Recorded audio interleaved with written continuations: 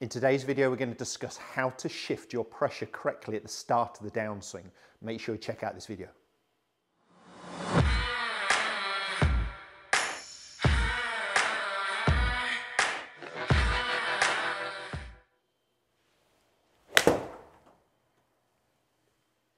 So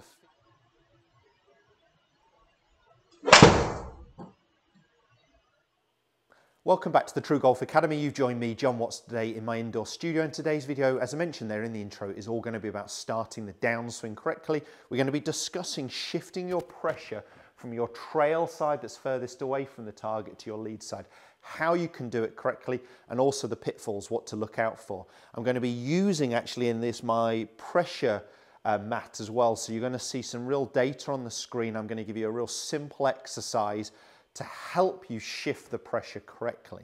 If you're new to my channel, you haven't already, please do consider subscribing. If you hit the little thumbs up, it'd be great.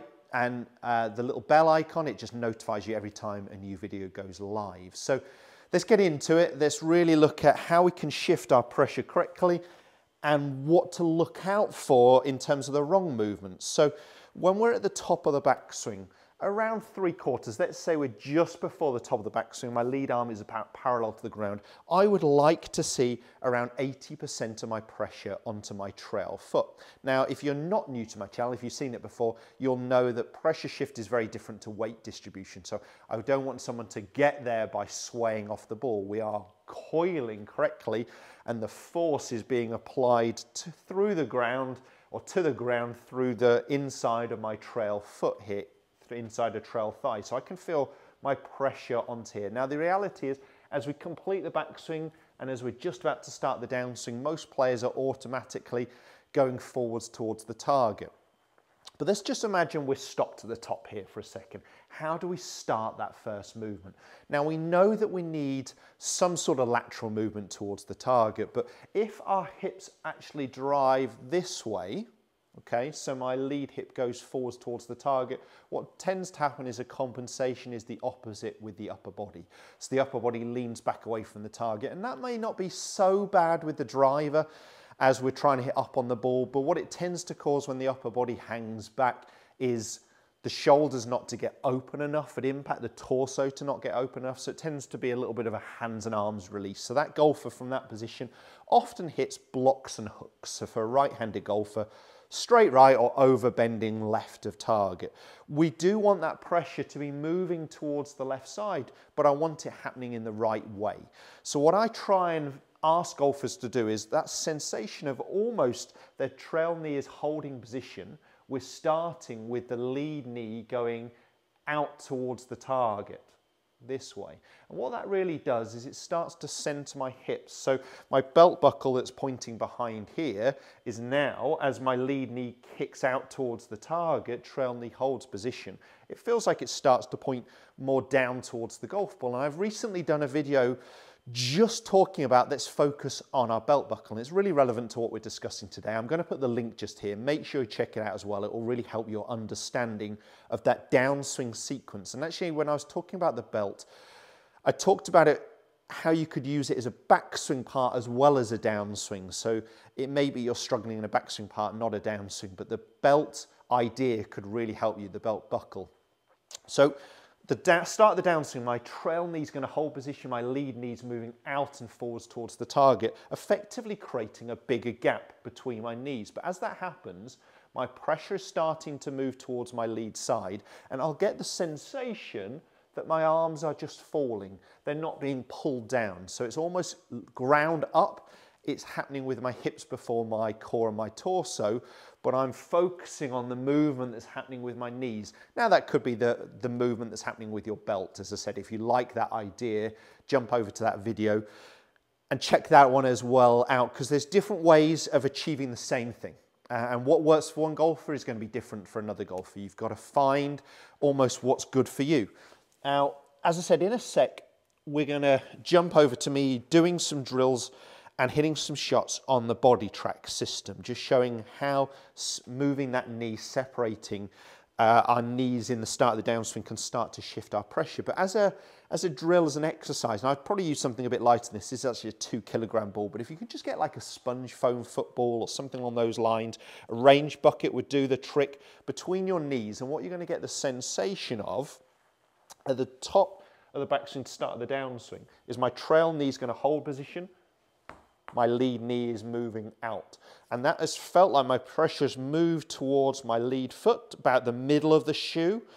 My hips have recentered themselves, so back to about where they started, so they've gone this way, they've recentered themselves, they've re-leveled themselves, my belt buckle is pointing down towards the target. Very different to this sort of movement where the belt buckle starts to point up, forwards, or the hips slide and the upper body hangs back. So a great move, great sensation. You could easily hit some shots doing this. You'd have to do a pause, drop and hit, or you could just do it where you break it down from that movement, hit the ball through. So let me just hit one with the ball doing this, and I will jump onto the body track system, and you'll see the data on the screen live time as I'm doing this.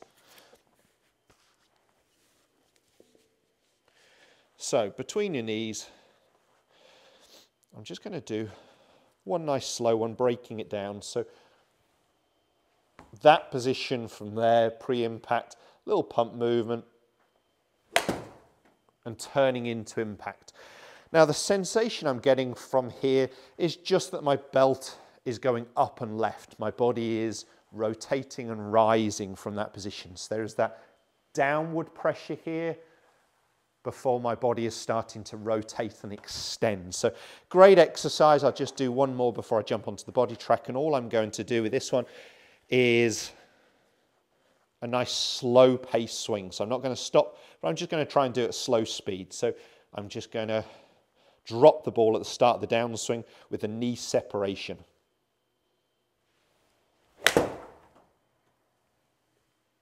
So the feeling there in the downswing was almost like a held position with my trail knee, and just got my lead knee to start to separate. And I hit it very straight. So I took some distance off it. You know, it was 156 6-iron, so definitely took some speed off it, but 3 yards off target, so I did something right there. Nice neutral ball flight, felt solid in the downswings. I wouldn't try and do this at flat out full pace initially. With a lighter ball, there's no reason why you couldn't, or a range bucket, but start off with just some slow movements. What we're going to do now is jump into me on the body track, and we'll show some of the data doing that as well. So I've just got my force platform down on the ground here, so you will see some live data on the screen there. If I put just one foot on, that is my lead foot, my left foot. Then you can see my trail foot is now onto it. So as I'm standing there, I'm about 60-40 favouring my lead side. I'm just a little bit too much into the heels. So if I move forwards now, you can see I'm much closer to 50-50 heel-toe balance there. So the white dot is what we call the COP. It's the centre of pressure. So we want that dot to move towards my right side on the backswing. But still stay relatively even if we could. There's some coaches that prefer it to feel like it's going perhaps more into the heel. But then in the downswing, we want that dot to start to move in a linear movement towards my lead side as I start my downswing. And that's what I'm discussing with this ball exercise. So if I again get that ball between my knees, what I'm going to get the sensation of as I start the downswing. So as I'm there, I'm only about 60% or so onto my right side. I think when you do it in motion, you'll find there's a lot more.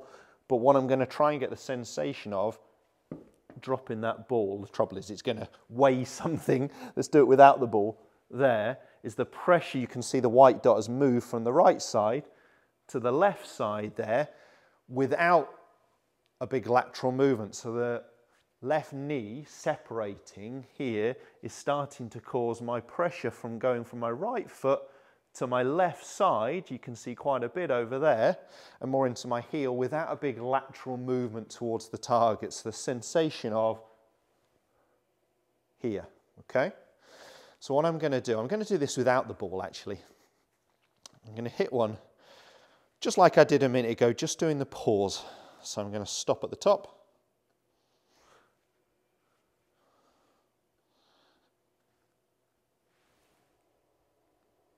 Separate there. So the pressure has moved more towards my lead foot, about 60%, and then continue with those hips moving up and forwards. And the pressure is a lot more into my lead side, very little onto my trail foot. This is a movement I really want to make. I tend to get my pressure moving towards my lead side early in the downswing and then backing up a little bit. So this is definitely an area I need to focus more time personally. It'd be a great feel for me, more of this sensation in terms of starting the downswing. Now, if you're worried about what your downswing's doing, getting this hip movement, this knee movement actually allows the arms to naturally start to drop or shallow in the downswing, so rather than the arms pulling or steepening, if we can actually focus on the right lower body movement, it's just feeling like my arms are being left behind. So now I'm going to just do one, not a lot of pace in it.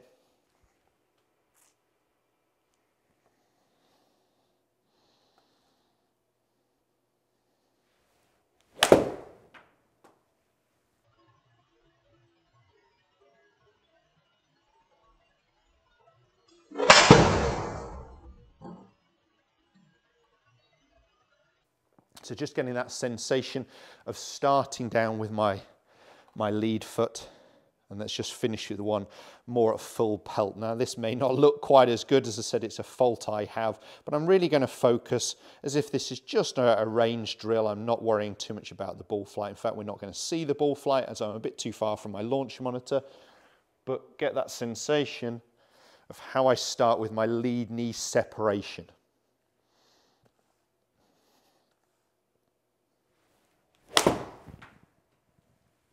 Okay, so I just got that feeling. It was a little bit thin, but I just got that feeling of that happening at the start of the downswing, and it can be a real powerful move.